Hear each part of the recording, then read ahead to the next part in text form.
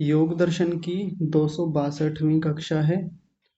हम योग दर्शन के द्वितीय पाद साधन पाद को पढ़ रहे हैं और इसमें पिछली जो हमारी कक्षा हुई थी शनिवार को, उसमें 44वां सूत्र पूरा कर लिया था। 44वां सूत्र स्वाध्याय से होने वाली सिद्धि को लेकर है कि जो स्वाध्याय करते हैं ऐसा करने से क्या सिद्धि होती है। तो उसमें बताया स्वाध्यायात इष्ट देवता संप्रयोगः, इष्ट देवता के साथ संप्रयोग हो जाता है। इष्ट देवता के कई प्रकार से अर्थ किए जाते हैं कि जब हम स्वाध्याय करते हैं तो जिस विषय को लेकर हम चले हैं वही विषय देवता कहलाता है, तो उसकी प्राप्ति होती है, उसके विषय में सम्यक ज्ञान होता है। बस एक छोटी सी बात इसमें रह गई थी, वो मैं बता देता हूँ। स्वाध्याय का पीछे अर्थ हमने देखा था, प्रणव आदि पवित्र मंत्रों का जप करना, ये भी स्वाध्याय है। तो जब हम प्रणव आदि पवित्र मंत्रों का जप करते हैं तो उन मंत्रों से जिस देवता की स्तुति की जा रही है यानी परमपिता परमात्मा, तो उसकी भी प्राप्ति होती है। यानी प्राप्ति का सीधे मतलब ये नहीं कि स्वाध्याय कर लेंगे तो परमात्मा हमारे सामने आ जाएगा, परमात्मा एकदम से प्रकट हो जाएगा। यानी उस रास्ते में स्वाध्याय एक बहुत बड़ी कड़ी है, एक बहुत बड़ा साधन है, तो उस देवता की भी प्राप्ति होती है। बिना स्वाध्याय किए कोई सोचे कि मैं भक्ति कर लूंगा, भक्ति में तो केवल श्रद्धा की जरूरत होती है, ये तर्क वितर्क शास्त्र पढ़ना, ये जप करना, ये फालतू की बातें हैं, इनसे कुछ नहीं होने वाला। तो ऐसा नहीं है। इष्ट देवता को यानी जो हमारा परम इष्ट है, जिसको हम बहुत श्रद्धा से चाहते हैं, जो इष्ट है, देवता है, परमात्मा है, उसकी प्राप्ति के लिए भी स्वाध्याय को कहा है कि स्वाध्याय करने से हम उसको उसके साथ संप्रयोग होता है, उसके साथ जुड़ाव बनता है। तो ये एक छोटी सी बात रह गई थी। यदि पिछले पाठ में से या उससे भी पिछले पाठों में से किसी को कोई बात समझ में ना आई हो तो आप हाथ खड़ा करके पूछ सकते हैं।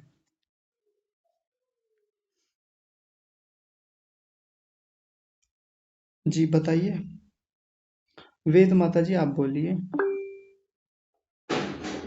देखिए स्वाध्याय का मतलब क्या है? सिर्फ रीडिंग है, ये क्या चीज होती है? क्या माता जी बात समझ में नहीं आई?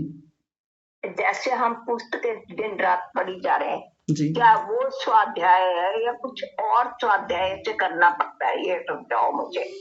हाँ, स्वाध्याय में अभी हाँ, तो केवल मोटा मोटा इतना कह देते हैं कि मोक्ष ग्रंथों का अध्ययन करना ये स्वाध्याय है। तो बहुत सारे लोग पढ़ते रहते हैं, रीडिंग करते रहते हैं पुस्तकों की, और तमाम कक्षाओं में जुड़ते रहते हैं और कहते हैं जी मैंने सांख्य दर्शन भी पूरा कर लिया, मेरा न्याय भी पूरा हो गया, वैशेषिक भी हो गया, लेकिन अंततः वो शास्त्र जीवन में आया ही नहीं। उस शास्त्र पे जो चिंतन मनन होना चाहिए था, शास्त्र की कही बातों से जो जीवन में अध्यात्म में उन्नति होनी चाहिए थी, यानी मोक्ष के रास्ते में जो कुछ दूरी तय करनी थी वो तो दूरी तय हुई नहीं, यानी व्यवहारिकता में वो शास्त्र आया नहीं। तो फिर वो स्वाध्याय नहीं है, वो केवल एक रीडिंग मात्र है, केवल पढ़ लिया है मोटा मोटा ऊपर से, वो तो बच्चे भी कर लेते हैं, उसमें कोई बहुत बड़ी बात नहीं है। स्वाध्याय का मतलब जिस शास्त्र को पढ़ें उस पर चिंतन मनन करें, विचार विमर्श करें, शंका समाधान करें, और फिर जो कही बात है उसका साक्षात्कार करने के लिए उसको जीवन में भी अप्लाई करें। ये पूरा स्वाध्याय का पूरा मर्म है। मैं आपसे बहुत ज्यादा प्रभावित हुआ। परसों भी मैं उदास हो गई थी जब आप पढ़ा रहे थे, पर ये बात पूछ नहीं सकी क्योंकि मेरा गला बहुत ज्यादा खराब है। जी आज बड़ी हिम्मत करके मैंने कहा पूछ लेती हूँ, गला तो रोता ही रहेगा। हाँ ठीक है, चलिए आगे चौधरी साहब आप। धन्यवाद। हाँ आयुष्मान भव। जी ठीक है, चौधरी साहब आप बताइए। आचार्य जी सादर नमस्ते। नमस्ते जी। आचार्य जी मेरा सूत्र 27 से संबंधित है, अगर आप आज्ञा दें तो। हाँ जी जी जी बताइए ना। सूत्र 27 में जो हे तू हान हानोपाय बताए गए हैं जी इसमें जो हमारी प्रज्ञा की जो प्रांत भूमि 7 प्रांत भूमि बताई गई है जी इसमें चार तो है कि भाई हमारी जो बुद्धि की जो कार्य है वो चार तो कार्य से संबंधित है कि ये चार स्थिति होगी तो कार्य भी मुक्ति हो गई प्रज्ञा की। जी और आगे की तीन है कि फिर जो है हमारी जो चित्त या बुद्धि है वो फिर धीरे धीरे शरीताधिकार हो जाता है और फिर वो विलीन हो जाती पर उसमें वो हो जाती। तो इसमें आचार्य जी जो तीसरी स्थिति बताई गई है इसमें प्रांत भूमि में जी इसमें बताई गई है साक्षात प्रेतम निरोधा समाधि न हानम, यानी कि हान को निरोध समाधि में साक्षात्कार की स्थिति में बताया गया। हाँ जी यानी कि हानम में हमारी निरोध समाधि होगी, यानी कि असंप्रज्ञात समाधि हो गई। नहीं, ऐसा अर्थ नहीं है। तो निरोध समाधि को क्या लेंगे यहाँ पर? मेरी आवाज आ रही है आपको? हाँ जी हाँ जी हाँ हाँ जी। जी, आपने अर्थ गलत लिया है इसका तीसरे बिंदु का। उसमें बस इतना कहा गया है कि निरोध समाधि के द्वारा हान का साक्षात्कार हो गया है। हान का मतलब क्या होता है बताएंगे? जी जी बताइए। यानी कि हमारी जो अगर आध्यात्मिक उसमें लें कि जो हमारे दुख का निदान है, जी निदान हमने प्राप्त कर लिया, अब आगे उसको करना है हमें, यानी कि उसका आगे उपाय करना है। निदान का निदान हमें मिल गया है, अब निदान का हम अगले स्टेज में उसका उपाय करेंगे। और अगर वैसे रोग से संबंधित लेंगे तो हम लोग जैसे कि भाई एक तरह से हमने डायग्नोसिस कर ली, उसकी डायग्नोसिस करके हम अपने उस पर ट्रीटमेंट पे आ गए। अब हमें ट्रीटमेंट क्या क्या देना ये हनोपाय में आएंगे। हाँ ठीक है, ऐसा कह सकते हैं, लेकिन यहाँ हान का मतलब सीधा मुक्ति है। बस मुक्ति समझ लें हान का मतलब। तो जी उसको निरोध समाधि में मुक्ति की स्थिति दिख गई है, प्राप्त नहीं हुई है। यहाँ सीधा सीधा ये अर्थ नहीं लेंगे। मैंने उस समय भी कहा था, बहुत विस्तार से इस पर बातें हुई थी, कई कई बार बातें हुई थी, मुझे ध्यान है अभी भी। तो मैंने कहा जी था कि यदि सीधे इसका यही अर्थ ले लेंगे कि समाधि हो गई है, तो फिर तो ये पूरी बात, क्षमा कीजिए, कि मुक्ति हो गई है, तो ये पूरी बात नहीं है। क्योंकि जीते जी होता है ये व्यक्ति के साथ ऐसा। जिस समय ये 7 प्रकार की उसकी प्रांत भूमि होती है, उसकी प्रज्ञा की स्थिति होती है, ये जीते जी है ये। यानी उसने मुक्त जैसा अपने आप को अनुभव कर रहा है। यानी अब वो समझ गया है कि हाँ, मेरे साथ ये स्थिति पूरी हो गई है। अब दुख भी मुझे स्पष्ट हो गए हैं कि दुख ये हैं, दुखों का कारण ये है, और निरोध समाधि में जा कर के मैं अब इनको पूरा कर लूँगा। तो पूरी तरह से मुक्ति हो गई है, ऐसा इसका तात्पर्य नहीं है यहाँ पर। ठीक है जी। नहीं तो फिर आचार्य जी जब हम यहाँ निरोध समाधि की स्थिति तक लगभग आ गए हैं जी, तो फिर जो अगली स्थिति विवेक ख्याति वाली बताई गई है हानोपाय में, जी। तो ये विवेक ख्याति वाली स्थिति तो इससे तीसरे वाली जो स्टेज है इससे पहले वाली स्थिति में आती है, जब जिसको धर्मवेद समाधि भी कहते हैं। हाँ, तो मैं वही तो कह रहा हूँ कि पूरी तरह से उसको मुक्ति हुई नहीं है, मुक्ति समझ में आ गई है कि मुक्ति होती क्या है, प्राप्त नहीं हुई है। अगर उसको वैसा ही ले लेंगे ना कि मुक्ति प्राप्त हो गई है, फिर तो ये क्रम हमको उल्टा ही लगेगा कि ये तो गलत लिख दिया। विवेक ख्याति तो आगे मिलने वाली है चौथे नंबर पर। अभी देखिए, बस ये उसकी बुद्धि की स्थिति बनी है ऐसी, ऐसा हो गया है ये कथन नहीं है यहाँ पर। जैसे मान लीजिए, हम किसी चीज की तैयारी कर रहे हैं, घर में भी कोई योजनाएं बना रहे हैं। अभी वो योजना पूरी तरह क्रियान्वित नहीं हुई है, लेकिन हाँ, हम सब लोगों के मन में, घर घर के सदस्यों के मन में ये पूरा हो जाता है कि हाँ, अब हो गया काम, अब समझ में आ गया पूरी तरह से, अब तो इसको कर लेंगे। तो बुद्धि की ऐसी स्थिति बनती है, उसको यहाँ प्रज्ञा की प्रांत भूमि कहा है। मैं आचार्य जी थोड़ा क्षमा चाहूंगा, जी क्योंकि मैं जितना समझ रहा हूँ, क्योंकि या तो फिर ये विवेक ख्याति की आगे हम अविप्लव विवेक ख्याति लगाना, क्योंकि जो साधारण विवेक ख्याति है वो तो निरोध समाधि से पहले की स्थिति होती है जी। और यहाँ उसके बाद की स्थिति दी गई है। ये जरा थोड़ा सा मुझे कंफ्यूजन हो रहा है। तनिक रुकिए, एक बार इनको सारी भूमियों को देख लें, क्योंकि कई दिन का हो गया ये प्रसंग।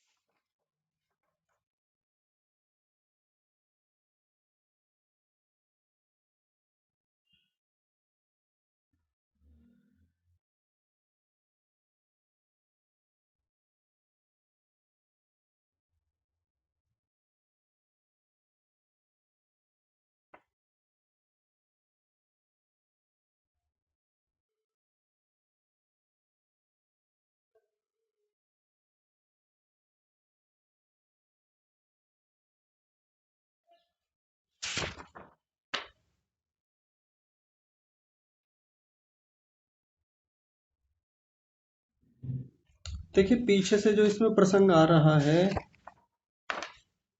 इसमें पहले अविद्या को समझाया और फिर आवाज आ रही है मेरी? जी अच्छा जी बता रही है। हाँ जी ठीक है।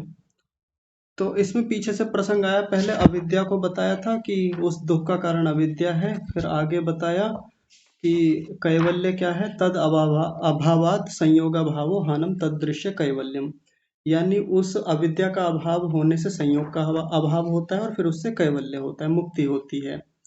फिर 26वें सूत्र में बताया विवेक ख्याति अविप्लवा हानोपाय, कि जो अविप्लव विवेक ख्याति होती है, यानी जो कभी डिगती नहीं है, कभी जो अपने मार्ग से भटकती नहीं है, ऐसी जो विवेक ख्याति है जब वो प्राप्त होती है, वो ही हान का उपाय है, वही विवेक ख्याति हमको लानी होती है। फिर इसमें आगे कहा तस्य सप्तधा प्रांत भूमि ही प्रज्ञा, जो आपका प्रश्न जिस सूत्र से है कि उस विवेक ख्याति को प्राप्त हुए योगी की 7 प्रकार की बुद्धि हो जाती है, जिसने विवेक ख्याति को प्राप्त कर लिया है। इतनी तो बात स्पष्ट है आपको? जी जी जी। हाँ, यानी जिसको विवेक ख्याति हो गई है तब ये उसके चित्त की स्थिति बनती है। अब ध्यान से समझेंगे, जो बात मैं बार बार कह चुका हूँ, पहले आप उसको ध्यान से समझिए। ये उसके ज्ञान की स्थिति बनती है, ऐसी चीजें प्राप्त हो गई हैं ये कथन नहीं है, मैं कई बार बोल चुका इस बात को। ये ज्ञान की स्थिति बनी है, ज्ञान के ऊपर है ये। उसको ना तो समाधि हुई है अभी पूरी तरह से, ना बाकी चीजें घटित हुई हैं, ना मुक्ति हुई है, ना दुखों को हटा लिया है। बस हाँ, वो एक ऐसी स्थिति में आ गया है कि अब उसकी बुद्धि इस प्रकार की बन गई है, ज्ञान इस प्रकार का हो गया है कि अब उसको लग रहा है कि जो दुख जानने योग्य है वो दुख मैंने जान लिए हैं। ये पहला बिंदु था। दूसरा बिंदु, इनका जो हेतु है, जो क्लेश है, जो अविद्या है, वो क्षीण हो गए हैं, और जो हान है यानी मुक्ति है उसका साक्षात्कार कर लिया है, और जो इनका उपाय विवेक ख्याति है वो तो सिद्ध हो ही गया है मेरा, यानी जो उपाय करना है वो उपाय भी मैंने कर लिया है। बस ये ज्ञान के स्तर पर होता है, उसको ये सिद्धियां हो गई हैं ऐसा नहीं कहा जा रहा है। जी आचार्य जी, मैं थोड़ा सा ये है कि जो ये विवेक ख्याति आई ना चौथे में, हाँ जी, इसको अगर अविप्लव विवेक ख्याति हम मान लेंगे तो फिर सबका सा समाधान हो जाता है। हाँ तो बिल्कुल ले लेंगे ना इसको, विवेक ख्याति का मतलब अविप्लव विवेक ख्याति ही है। जी जी जी जी। हाँ जी ठीक है, इसमें लेने में कोई दिक्कत नहीं। क्योंकि जो साधारण विवेक ख्याति है वो तो ये जो तीसरे वाली चीज दी इससे पहले की स्थिति है, और लास्ट वाली जैसे पिछले सूत्र में भी आया है जी कि अविप्लव जो है वो अनोपाय है, जी, अविप्लव विवेक ख्याति अनोपाय है। हाँ जी हाँ जी। देखिए जहां भी मुक्ति के उपाय की बात की जाएगी तो अविप्लव विवेक ख्याति ही लिया जाएगा। कहने को हम मोटे मोटे अंशों में विवेक ख्याति कह देते हैं, लेकिन विवेक ख्याति का मतलब तो हमेशा अविप्लव विवेक ख्याति ही होता है। जी जी जी, बस यही थोड़ा सा कंफ्यूजन था। अगर हम यहाँ अविप्लव मान के चलेंगे तो फिर ये पूरा हमारा क्रम बन गया था। हाँ हाँ हाँ बिल्कुल ठीक है जी। जी जी जी आचार्य, बहुत बहुत धन्यवाद जी चलिए ठीक है, और किसी का कोई प्रश्न हो तो बताइए, नहीं तो फिर आगे बढ़ते हैं। चलिए ठीक है, तो फिर आगे चलते हैं स्वाध्याय। अच्छा विनीता माता जी आप बताइए।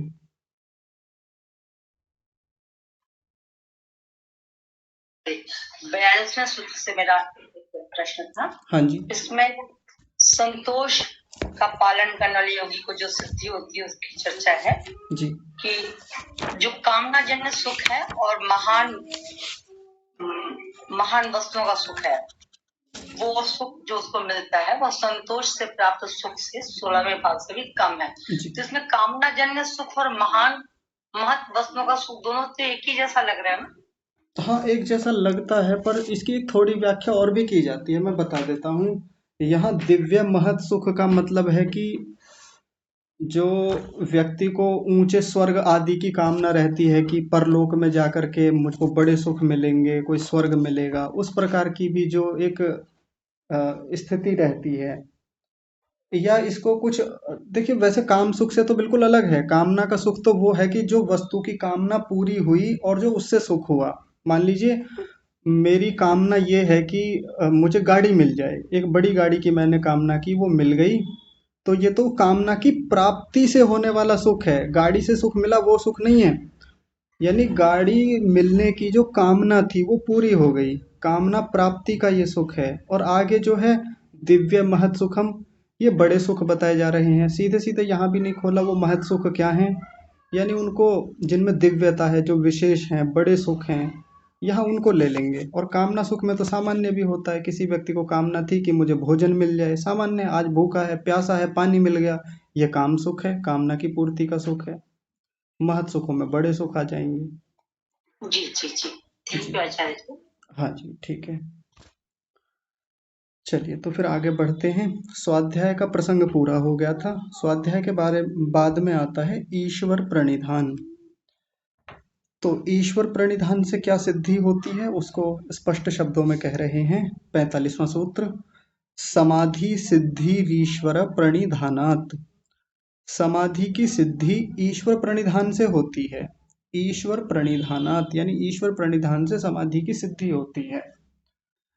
और अभी तक की ये सबसे बड़ी सिद्धि हमको दिखने में आएगी कि भाई सारा लक्ष्य तो समाधि का ही है, अंततः तो समाधि तक ही पहुंचना है, तो फिर क्यों ना इसी को कर लिया जाए, है ना। किसी को ऐसा लग सकता है कि बस ईश्वर प्रणिधान करे जाओ, किए जाओ और समाधि लग जाएगी, तो फिर बाकी को करने का क्या उद्देश्य रह जाता है, क्या तात्पर्य रह जाता है, ऐसा किसी के मन में भी आ सकता है।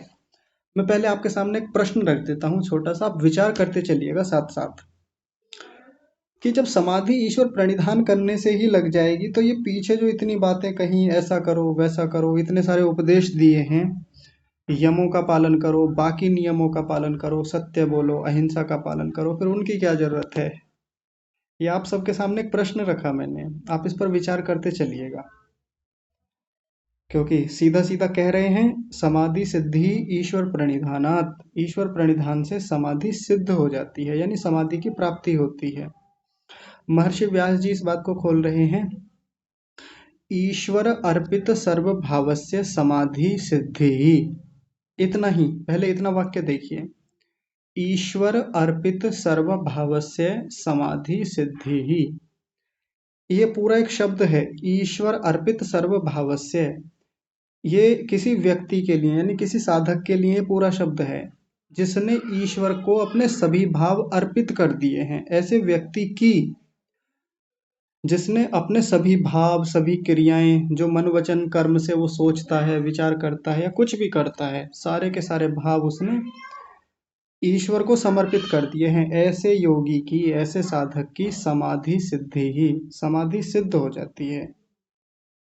अब ये भी एकदम से सिद्ध नहीं होती कि ईश्वर प्रणिधान करेंगे और समाधि सिद्ध हो जाएगी। इसमें भी बहुत सारी बातें हैं जो अभी आगे विचार करेंगे हम, लेकिन इतना संकेत के रूप में हमें दे दिया कि समाधि प्राप्ति का सबसे अच्छा उपाय तो ईश्वर प्रणिधान है। आगे कह रहे हैं, अब इसके बारे में बता रहे हैं कि इससे होता क्या है, इस समाधि से। यया सर्वम ईप्सितम अवितथम जानाति देशांतरे देहांतरे कालांतरे च। यया माने जिससे, जिससे किससे, इस समाधि से। ऐसे योगी को जब समाधि की प्राप्ति होती है, मान लीजिए संप्रज्ञात समाधि की प्राप्ति उसको हुई, तो इस समाधि से क्या होता है, सर्वम ईप्सिततमम, ईप्सिततम, सभी, ईप्सितम, ईप्सितम का मतलब होता है जो चाहता है, वो जो उसकी इच्छा है, जो कामना है, तो वो जो भी कुछ चाहता है वो अवितथम, अवितथम का मतलब होता है यथावत, यथार्थ रूप से, जैसा जिस चीज को वो चाहता है तो वैसा जानाती, वैसा जान लेता है। जिस भी वस्तु में अपने मन को टिकाता है उस वस्तु को वैसा का वैसा जान लेता है। जैसे हम पिछले पाद में शुरू में ही पढ़ के आए थे, यस्तु एकाग्रे चेतसी सद्भूतम अर्थम प्रद्योतयति, कि जब कोई साधक अपने चित्त को किसी वस्तु में लगाता है तो उस वस्तु का यथार्थ स्वरूप उसको प्रकाशित हो जाता है, उस वस्तु को यथावत जान लेता है। पहले सूत्र के व्यास भाष्य में ये बात आई थी, तो उसी बात को यहाँ आके कह दिया, ये भी समाधि में ही होता है, वो भी समाधि वाला ही प्रसंग था, वहां पर पहले ही सूत्र से शुरू हो गया था।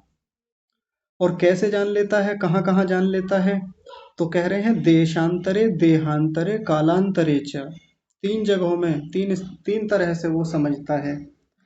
एक तो देशांतरे, किसी भी देश में, भिन्न देश में, अलग अलग देश अलग अलग जगहों पर जानना चाहता है, उन्हें जान लेता है। देहांतरे, अन्य अन्य देहों में, अन्य अन्य शरीरों में जानना चाहता है, वहीं वहां भी जान लेता है। कालांतरे च, अलग अलग कालों में, अलग अलग समयों में भी वो जान लेता है। जिस भी चीज को जानना चाहता है सब कुछ जान लेता है वो। उदाहरण के रूप में ले लेते हैं कि जैसे किसी योगी की समाधि लगती है, तो समाधि में वो किन चीजों को चाहता है, क्या जानना चाहता है। जैसे पंच महाभूतों को जानना चाहता है, तो उसकी वितर्क समाधि होती है, जान लेता है। अब उनमें भी कैसे जानता है कि ये पंच महाभूत कहाँ कहाँ तक है, इनका देश कहाँ तक है, कहाँ तक फैले हुए हैं, विस्तार क्या है इन पंच महाभूतों का, है ना। पीछे पढ़ के आए थे, वितर्क समाधि में यही होता है। उनका पूरा देश यानी सीमाएं कहाँ तक हैं, विस्तार कितना है, सूक्ष्मता कितनी है उनकी, वो सब जानता है। देहांतरे, अन्य अन्य भिन्न भिन्न देहों में, मेरी देह में कहाँ तक उनका विस्तार है और बाकी देहों में भी क्या उनकी स्थिति रहती है। ये पंच महाभूत कितनी सूक्ष्मता में है, कितने व्यापक रूप से फैले हुए हैं, वो सब जानता है। और कालांतरे च, उनका काल भी जानता है, भूतकाल में उनकी कैसी स्थिति होती थी, वर्तमान में कैसी है और भविष्य में कैसी हो जाएगी, एक मोटा मोटा जान लेता है। और अगला उदाहरण ले लीजिए सूक्ष्म भूतों का, फिर इंद्रियों का, फिर मन का, फिर आत्मा का। इन सब को वो जानना चाहता है, वो उसके ईप्सित विषय हैं, इच्छित विषय हैं, उन्हीं को तो जानना चाहता है जीवात्मा। तो जब उनको जानना चाहता है तो वैसे वैसे देश में, यानी अन्य अन्य देशों में, अन्य अन्य स्थानों में, अन्य शरीरों में और अन्य समयों में यानी भूतकाल में भी, वर्तमान में भी और आगे आने वाला जो भविष्य है उसमें भी जान लेता है। इसका ये भी अर्थ बताया जाता है कि जब योगी ऊंची समाधियों में जाता है तो वो पूर्व जन्मों की बातों को जान लेता है। भविष्य का तो ऐसा नहीं कह सकते, क्योंकि जो चीज हुई ही नहीं है उसको जानेगा भी नहीं भविष्य के बारे में। लेकिन भूतकाल के बारे में भी जान लेता है, पिछले जन्मों का जान लेता है, सैकड़ों जन्मों का जान लेता है, हजारों लाखों करोड़ों जन्मों तक का पीछे का जान लेता है। इसके संकेत अगले पाद में मिलेंगे। बिल्कुल स्पष्ट लिखा है। एक जैगी शव्य नाम के ऋषि थे, उनकी चर्चा आगे आएगी, उनका इतिहास बताया जाएगा कि वो 10 सर्गों तक का जानते थे। 10 सर्गों का मतलब 10 सृष्टियों का, यानी 10 बार सृष्टि बनी बिगड़ी, शायद ऐसा कुछ है। यदि मैं गलत हूं तो ठीक कराइएगा आप। तो इतना व्यापक रूप से पीछे तक के जन्मों का वो योगी, वो साधक जान लेता है। बाकी भी चीजों पर लगाकर देख सकते हैं, तो वो उनको भी जान लेता है। और आगे कह रहे हैं ततो अस्य प्रज्ञा यथाभूतम प्रजानाति इति। ततो अस्य प्रज्ञा, उसकी ये जो प्रज्ञा है, उसकी किसकी, उस साधक की ये जो प्रज्ञा है, ये जो प्रज्ञा यानी समाधि प्रज्ञा, ये जो बुद्धि है, ये कैसी होती है, यथाभूतम प्रजानाति, ये यथाभूत यथार्थ रूप में जनाने वाली होती है, जना देती है, जानकारी करा देती है, यथार्थ जनाती है। पीछे आया था ना, प्रथम पाद के लगभग अंतिम सूत्रों में था ऋतंभरा तत्र प्रज्ञा, उसकी ये प्रज्ञा कैसी होती है, ऋतंभरा, जो केवल सत्य का ही बोध कराती है, उसमें अज्ञान अविद्या का लेश मात्र भी नहीं होता। पीछे उसमें एक बात आई थी कि उसमें अविद्या और अज्ञान की लेश मात्र गंध तक नहीं होती। इतना शुद्ध रूप से वो योगी को ज्ञान कराती है, यानी सूक्ष्म वस्तुओं का, इन स्थूल वस्तुओं का, या कहें कि पंच महाभूतों का, सूक्ष्म भूतों का, इंद्रियों का, मन का, आत्मा का जब ज्ञान कराती है तो यथावत कराती है, उसमें कुछ दोष नहीं होता, उसमें किसी प्रकार की कोई न्यूनता नहीं होती। ये इस समाधि प्रज्ञा की विशेषता होती है। तो देखिए अपने आप में एक बहुत बड़ी सिद्धि है। ईश्वर प्रणिधान करने से ही इतनी बड़ी चीजें सिद्ध हो जाती हैं। तो आपके सामने जो भी मैंने प्रश्न रखा था उस पर आप लोग भी शायद विचार कर रहे होंगे। मैं उसको फिर से बोलता हूँ कि जब समाधि, क्षमा कीजिए, जब ईश्वर प्रणिधान के करने से ही समाधि हो जाएगी तो फिर बाकियों का पालन क्यों करना। बाकी जो हम इतना तामझाम करते हैं कि रोजाना सुबह जल्दी उठेंगे संध्योपासना करेंगे, प्राणायाम करेंगे, आसन की घंटों घंटों सिद्धि करते हैं, बाकी भी प्राणायाम करेंगे, फिर प्रत्याहार, धारणा, ध्यान लगाएंगे, वर्षों हो जाते हैं, जन्मों हो जाते हैं, समाधि नहीं लगती। लेकिन यहाँ कह रहे हैं कि ईश्वर प्रणिधान से ही ये मामला सिद्ध हो रहा है, समाधि लग रही है, तो फिर बाकियों को क्यों करना, बाकियों को क्यों करें? ऐसा प्रश्न मन में आ भी तो सकता है ना हमारे। और बच्चों के तो बड़ा जल्दी ऐसा प्रश्न मन में आ जाता है कि भाई ऐसा कर लेंगे तो फिर बाकियों को क्यों करें हम। हाँ विनीता माता जी, आप कुछ कहेंगे? जी आचार्य जी, मैंने अभी जो तत्काल सोचा इसके बारे में वो ये कि जो अन्य का पालन करेगा नहीं, 8-9 का जो अब तक नियम बताए गए, उनका ईश्वर प्रणिधान में मन लगेगा ही नहीं, वो ईश्वर पे बिल्कुल इतनी आस्था ही नहीं रहेगी उसकी। बहुत बढ़िया जी, बस हो गया, यही है उत्तर। यानी सबको साथ लेके चलना ही पड़ेगा। कोई सोच ले कि मैं केवल ईश्वर प्रणिधान कर लूं और हिंसा भी करता रहूं, झूठ भी बोलता रहूं, अपरिग्रह का उल्लंघन करता रहूं, वो ईश्वर प्रणिधान कर ही नहीं पाएगा। क्योंकि ईश्वर प्रणिधान का मतलब क्या होता है, पीछे पढ़ के आए थे, ईश्वर की आज्ञा का पालन करना, ईश्वर की न्याय व्यवस्था पर विश्वास रखना, ये सब ईश्वर प्रणिधान के अंतर्गत आता है। तो ईश्वर की आज्ञाएं यही तो हैं कि व्यक्ति विचार पूर्वक करता है कि मुझसे किसी की हिंसा ना हो। ईश्वर का आदेश भी यही है कि हिंसा ना करें, किसी की चोरी ना करें, झूठ ना बोलें, यही सब तो है। तो जब उनका पालन करेगा तो बाकी सब यम नियम तो आ ही जाएंगे इसी में, ईश्वर प्रणिधान में ही। एक प्रकार से बहुत महत्वपूर्ण ईश्वर प्रणिधान होता है, इसको करने वाला व्यक्ति बाकी का भी पालन करेगा। जैसे एक उदाहरण आपके सामने रखता हूँ तो बात पूरी स्पष्ट हो जाएगी।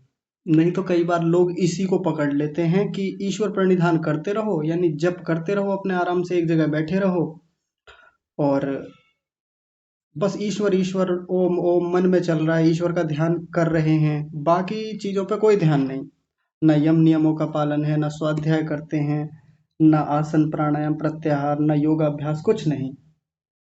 तो क्या इससे समाधि हो जाएगी? नहीं होगी, और होती भी नहीं है ऐसे लोगों की।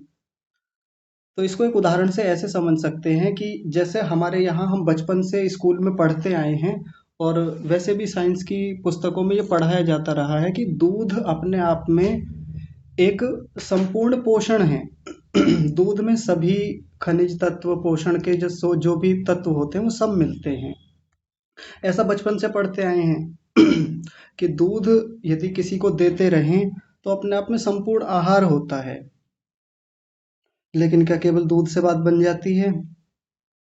यदि ऐसा होता कि दूध ही संपूर्ण पोषण होता तो हम रोटियां क्यों खाते, हम सब्जी क्यों खाते, हम फल क्यों खाते, हम मेवे क्यों खाते? एक सेंस में दूध वास्तव में संपूर्ण आहार है, बिल्कुल है, लेकिन वो ही सारी पूर्ति कर देगा ये आवश्यक नहीं है, उसी से सब कुछ हो जाएगा ये आवश्यक नहीं है। दूध के साथ अन्य वस्तुएं भी लेनी होती हैं, या अलग से भी हमको भोजन करना होता है, तब जा करके वो संपूर्ण आहार बनता है। ऐसे उदाहरण से समझ सकते हैं। एक और उदाहरण ऐसा ही आयुर्वेद में है। आंवला जो होता है उसको एक सबसे उत्तम रसायन माना गया है, सबसे उत्तम रसायन बोला उसको, कि उसमें अधिकांश वो सब खनिज तत्व, वो पोषण के सभी तत्व उपस्थित होते हैं जो किसी भी व्यक्ति को सब रोगों से मुक्ति करा सकते हैं। कई बार गौमूत्र के बारे में ऐसा बोला जाता है कि गौमूत्र से सभी रोगों को काटा जा सकता है, सभी रोगों की औषधि है गौमूत्र, सभी रोगों की औषधि है आंवला, ऐसा बोला जाता है। हम सब लोग खूब बोलते रहते हैं, वैद्य लोग बोलते रहते हैं। तो कुछ भी रोग हो आंवला खा लें, कुछ भी रोग हो गाय का मूत्र पीते रहें, क्या इससे बात बन जाती है? नहीं होती। लेकिन उसके अलावा भी हम उपचार करते हैं, हम पथ्य अपथ्य यानी परहेज का ध्यान रखते हैं, वो तो करना ही होता है सबको। कुछ और हुआ तो हमको अजवाइन भी लेनी है, हमको हींग भी लेना होता है, हल्दी भी लेनी होती है। क्या सब कुछ आंवला से हो जाता है? नहीं होता ना।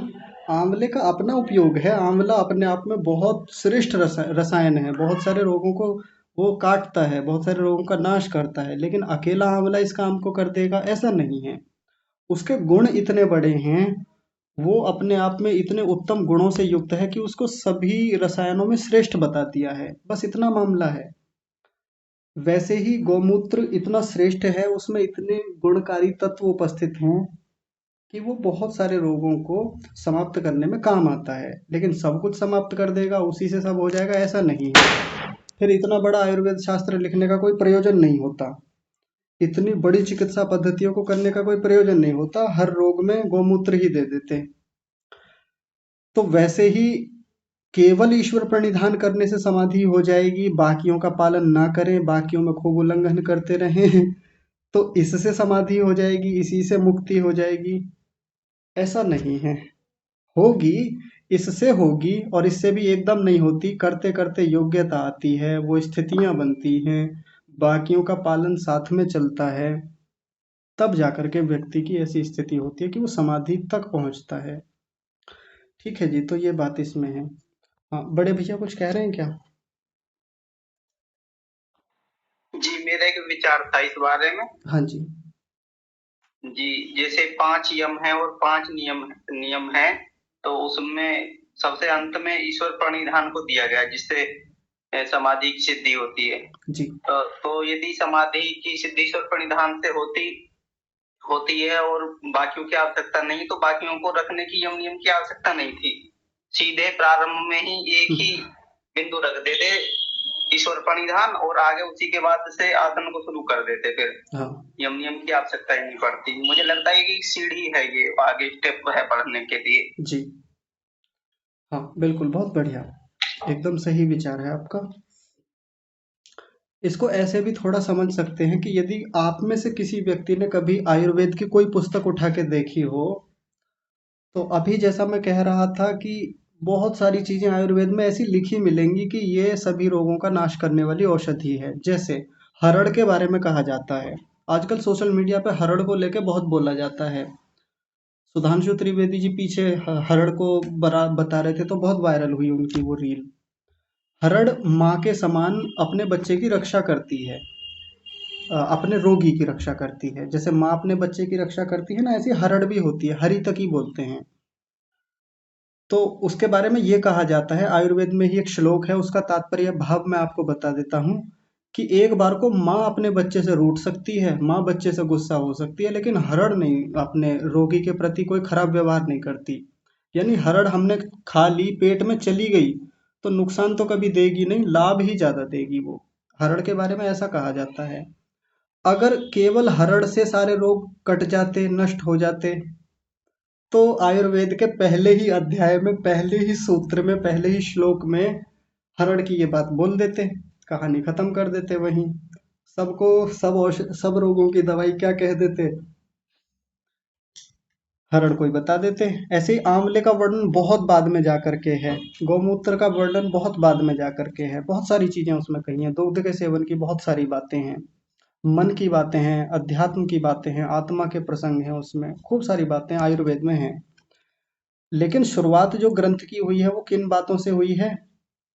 पहले मूल सिद्धांत सिखाए हैं, पहले मूल सिद्धांतों को समझाया है कि आयुर्वेद किन सिद्धांतों पर खड़ा हुआ है, रोग क्या है, रोग के कारण क्या हैं, बहुत सारी बातें शुरू में कही गई हैं। पहले व्यक्ति उनको तो समझे।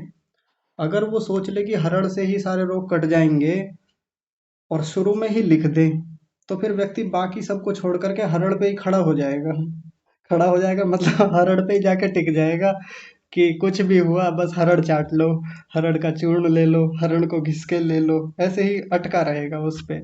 और बाकी अन्य स्थानों पर उल्लंघन करेगा चीजों का, विरुद्ध भोजन करेगा, समय से नहीं उठेगा, स्नान नहीं करेगा, या ध्यान संध्या उपासना नहीं करेगा, व्यायाम नहीं करेगा, तो ऐसे रोग थोड़ी ना समाप्त होंगे।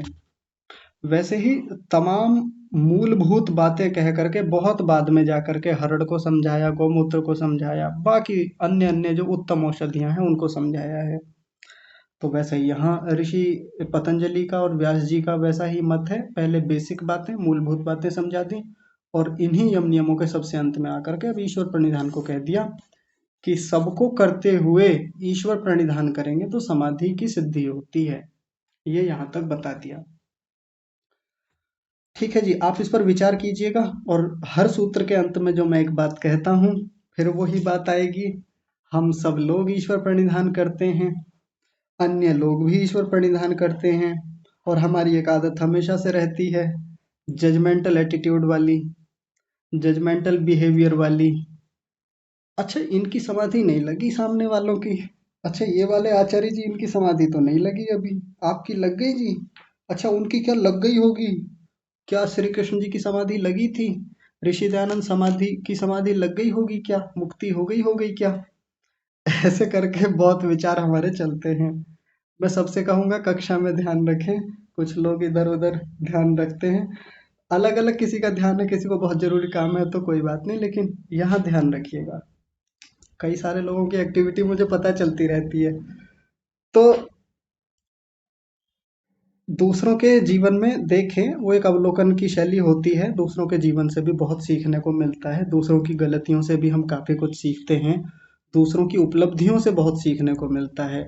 कोई श्रेष्ठ योगी व्यक्ति हैं, हमको किसी कारण से पता चल जाए, उनकी योग्यता देख करके, उनकी शारीरिक स्थितियाँ देख करके, उनकी मानसिक स्थिति देखकर, उनके बोलने की शैली की स्थितियाँ देख करके, हाँ, ये बड़े सिद्धि प्राप्त व्यक्ति हैं, तो हमारे मन में उत्साह होता ही है। हम बढ़ते हैं ध्यान साधना की ओर। ये ठीक बात है। लेकिन केवल दूसरों पर जाकर केंद्रित होना और अपने स्थितियों को न टटोलना, ये खराब बात है। अब क्या करना है, अब अपने को टटोल कर देखना है। हम व्याख्यानों में बहुत सुनते हैं श्री कृष्ण के बारे में, हम व्याख्यानों में बहुत सुनते हैं ऋषि दयानंद के बारे में, कि ईश्वर प्रणिधान करने वाले बहुत बड़े ये ईश्वर भक्त थे दोनों लोग, या और भी बहुत महापुरुषों के बारे में, ऋषियों के बारे में सुनते हैं। तो उनके बारे में यही विचार चलता है कि उनकी समाधि तो हो ही गई होगी, मुक्ति हो ही गई होगी। लेकिन अब मूल बात हमारी अपने ऊपर आकर टिकती है। हम लोग भी ईश्वर प्रणिधान करते हैं कुछ अंशों में। किसी का थोड़ा होता होगा, किसी का ज़्यादा होता होगा, किसी की मात्रा कम है, किसी का संवेग कम है, किसी का मध्यम है, किसी का अधिमात्र स्तर का संवेग है। यानी कोई तेजी से करता है, कोई अच्छी रीति से करता है, कोई कम कर पाता है। ये भेद तो सबके भीतर रहता है। कोई बचपन से महान नहीं होता, कोई एकदम से योगी नहीं बन जाता। समय लगता है सारी प्रक्रियाओं में। हम भी कहीं न कहीं, किसी न किन्हीं स्तर पर, कहीं छोटे स्तर पर होंगे, कहीं मध्यम स्तर पर, कहीं ऊंचे स्तर पर। मूल बात है कि हम इस लक्षण से अपने आप को देखें। क्योंकि जब ये यम नियमों की सिद्धियों का प्रसंग शुरू हुआ था, तो वहां ऋषि ने कहा था कि ये सिद्धियां योगी के ऐश्वर्य का सूचक हैं, कि योगी को वो ऐश्वर्य ऐश्वर्य मिल रहे हैं, वो सिद्धियां प्राप्त हो रही हैं। ये सूचक हैं, इंडिकेटर हैं हमारे लिए। अब इंडिकेशन ही ना हो, वो सूचना मिले ही ना, वो जीवन में वो संकेत दिखे ही ना, वो सिद्धियां हो ही ना, तो फिर कहीं ना कहीं दोष तो है हमारे यम नियमों के पालन में। और जैसा कि पीछे भी एक बार कक्षा में कहा था, कि यदि हम योग की सिद्धियों को प्राप्त नहीं कर पा रहे हैं, उनमें थोड़ी भी गति नहीं हो रही है, तो यम नियमों के पालन में हमारी कमी तो है, न्यूनता तो है। और वो न्यूनता किसी और की नहीं है। हम ब्लेम डालते रहें समाज पर, परिवार पर, पड़ोसियों पर, शिक्षा व्यवस्था पर, खूब कहने को ब्लेम खूब करते रहें। हमारे यहाँ की पद्धति ऐसी है, गुरुकुल ऐसे हो गए, अब तो वैसे आचार्य नहीं रहे, अब तो कलयुग है, अब तो ये हो गया जी, अब तो मिलावटें बहुत हैं शास्त्रों में, हजार बातें गिनाते रहें, खूब एक्सक्यूज देते रहें। ये सब फालतू की बातें हैं। मूल बात वही है कि अभी कमजोरी हमारी है, अभी न्यूनता हमारी है, अभी आलस्य हमारा है, या किसी के साथ मान लीजिए वास्तव में गंभीर समस्या है, वृद्धावस्था है, रोग है, घर की स्थितियां बहुत खराब हैं, तो कह सकते हैं एक बार को कि हाँ चलिए, स्थिति ज़्यादा खराब है, निकलने में समय लग रहा है, लगेगा, लेकिन कोई बात नहीं। पर फिर भी अनुकूलताएं हैं जीवन में, फिर भी इनमें से सिद्धियां बिल्कुल नहीं हो रही हैं, थोड़े से भी स्तर पे हम कहीं आके खड़े नहीं हो पा रहे हैं, तो यम नियमों का पालन कम है अभी। फिर ये सिद्धियां हमको हल्की दिखेंगी कि अरे ये ऐसे थोड़ी होता है, ऐसे थोड़ी हो पाएगा, ये तो बात ही कहाँ की लिख दी इन्होंने, ये हमें समझ में ही नहीं आ रही है। कारण वही है, प्रयास हमारा है नहीं, तो फिर ये बातें कौड़ी भर की लगेंगी, इनका मूल्य कौड़ी भर का लगेगा हमको। जबकि बहुत मूल्यवान चीजें हैं, सिद्धियां कहा है, इनको ऐश्वर्य कहा है, बड़ी बात है। तो विचार करेंगे अपने अपने बारे में। और यदि कहीं न्यूनता है, यदि अभी उतनी उपलब्धियां नहीं है इनमें यम नियमों के पालन में, तो फिर उनको, उन कमजोरियों को देख करके, न्यूनताओं को देख करके हम आगे बढ़ेंगे। और जैसा कि मैं हमेशा कहता हूं कि यदि किसी अंश में, तनिक रुकिए,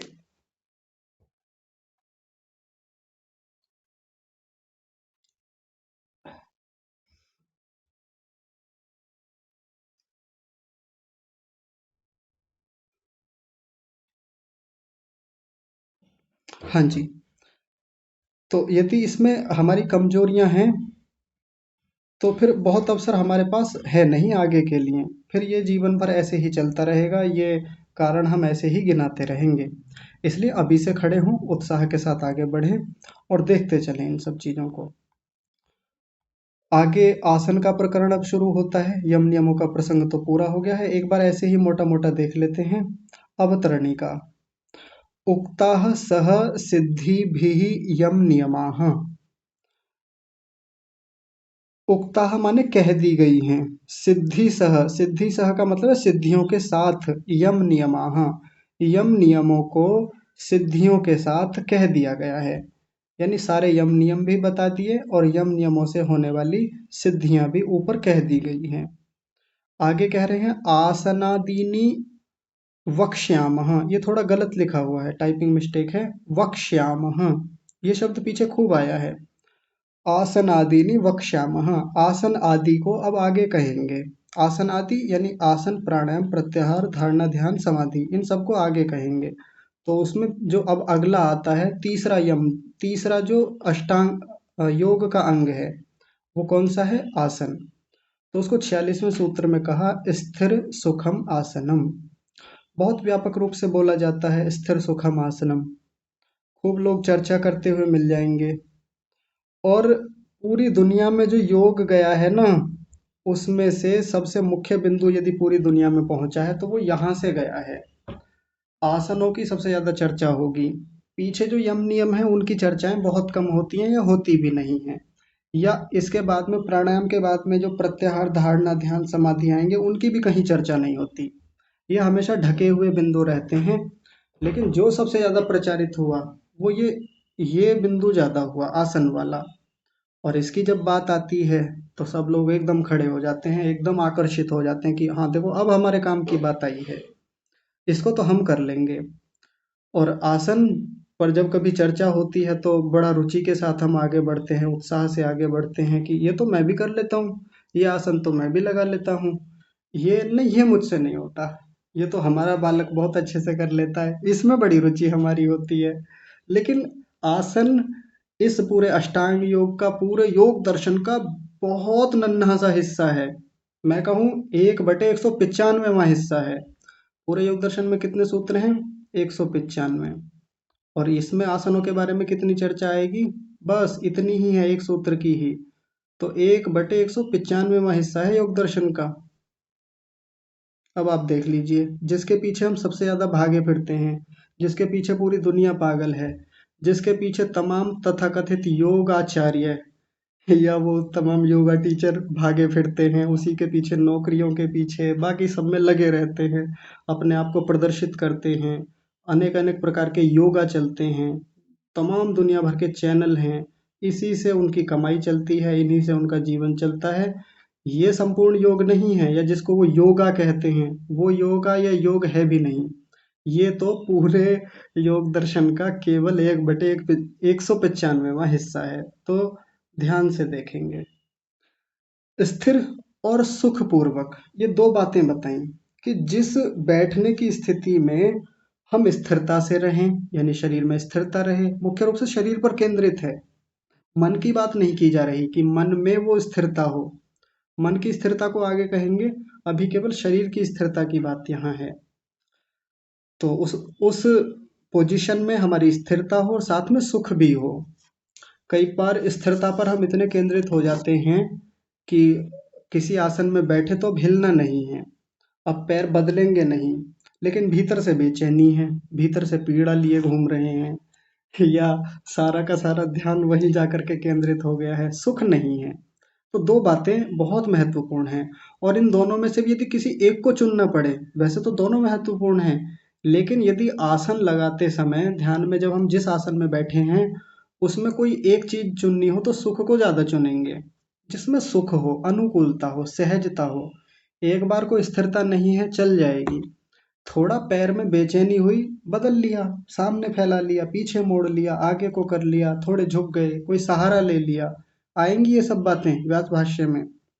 कई बार इतना ज्यादा इसको कठोरता से कराया जाता है कि सीधो बैठो, हिलना नहीं है बिल्कुल भी, ऐसे नहीं हिल सकते, एक बार आसन लगा लिया तो फिर उसको बदल नहीं सकते, बड़ी कठोरता से वो लोग कराते हैं। हाँ, इतना ठीक है कि थोड़ा अभ्यास कराने के लिए सहन करना ही होता है। जब तक व्यक्ति सहन नहीं करेगा, शरीर में वो ताकत नहीं आएगी, वो मजबूती नहीं बनेगी, आसन दृढ़ नहीं होगा।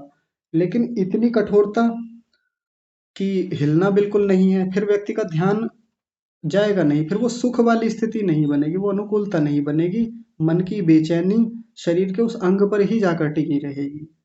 तो वैसे तो दोनों काम के हैं, स्थिरता भी रहे, सहन करना ही होता है हमको, अभ्यास करेंगे तो दर्द भी होगा, पीड़ा भी होगी, धीरे धीरे सहन करते करते बल बढ़ेगा, शरीर में अनुकूलता आएगी, सुख भी आएगा।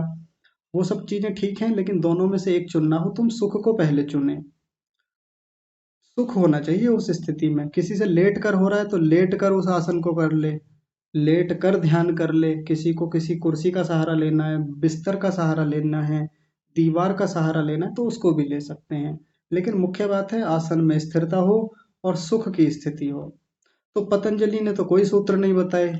मजे की बात देखिए, पतंजलि जी ने एक भी आसन को नहीं बताया कि ऐसा आसन लगा लो, वैसा लगा लो, ऐसे बैठ जाओ, वैसे बैठ जाओ, कुछ नहीं कहा, लक्षण बता दिया।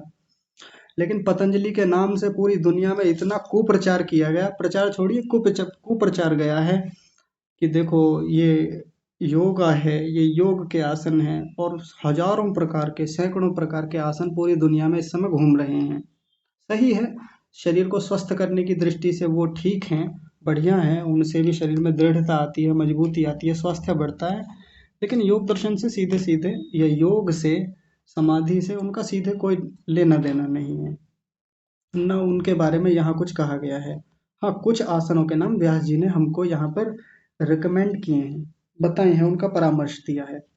इन आसनों को चित्र सहित हम कल देखेंगे। मैंने उनके कुछ चित्र बना लिए हैं ताकि समझने में आसानी रहे। तो थोड़े से आसन हैं, इनको देख लेंगे और इस पर हम कल की कक्षा में बात करेंगे। आज का विषय यहीं रखते हैं। जुड़े रहने के लिए सभी का बहुत धन्यवाद। आज की कक्षा को यहीं विराम। आप सभी को सादर प्रणाम।